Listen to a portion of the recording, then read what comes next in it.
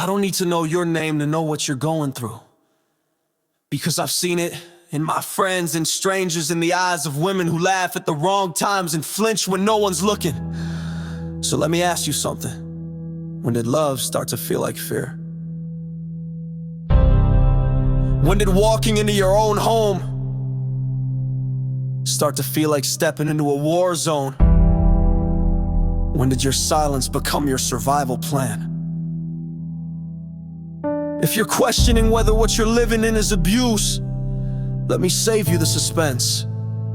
If your peace is always second, if you're always apologizing for things you didn't do, if your confidence has been replaced with confusion, if you cry more than you smile, if you're scared to be yourself in front of someone who says they love you, that ain't love, that's control.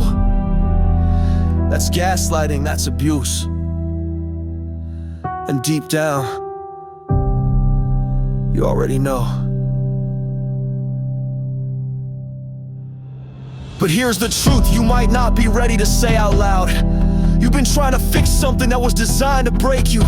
You've convinced yourself he can change, that if you love him enough, support him enough, sacrifice enough, he'll finally see your worth. But he won't, because he already sees it. That's why he's breaking it. Listen to me. You are not overreacting, you are not weak, you are not hard to love, you are not the problem. You've just been stuck in a storm so long you forgot what the sun feels like. But the sun, it's still there. And so are you. You don't need anyone's permission to leave hell. You don't need more proof that he won't change. You don't need to wait for the next explosion to know it's not safe.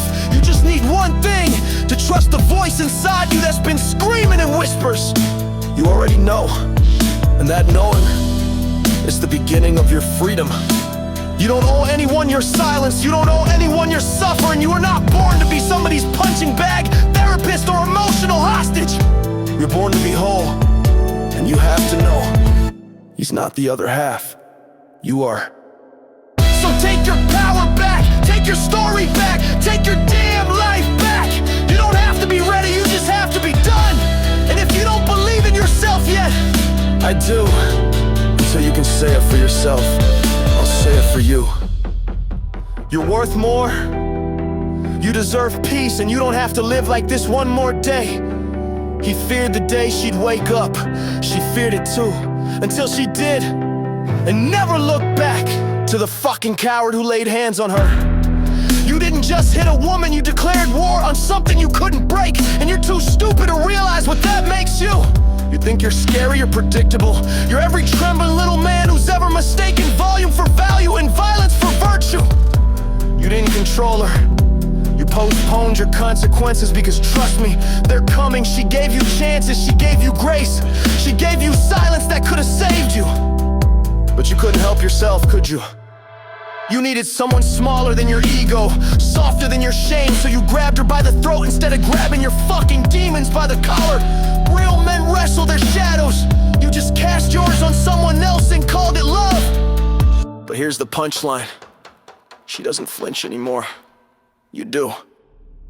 Every time someone mentions her name, your stomach drops, because deep down you know, you didn't survive her, she survived you, and that is terrifying.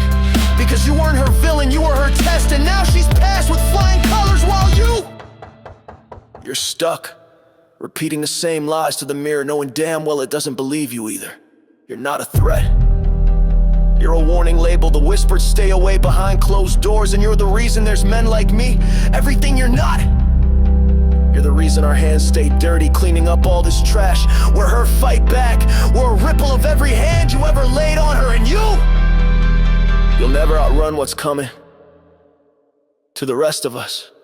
She wasn't broken, she was buried by a man who mistook control for love in a world too damn polite to dig her out. He hit her with fists, but the silence hurt worse, 'cause it came from you, from me, from us. We preach peace, but ignore the war in her bedroom. We post protect women, then ask, why didn't she leave? Maybe because every door she opened looked just like the cage she escaped.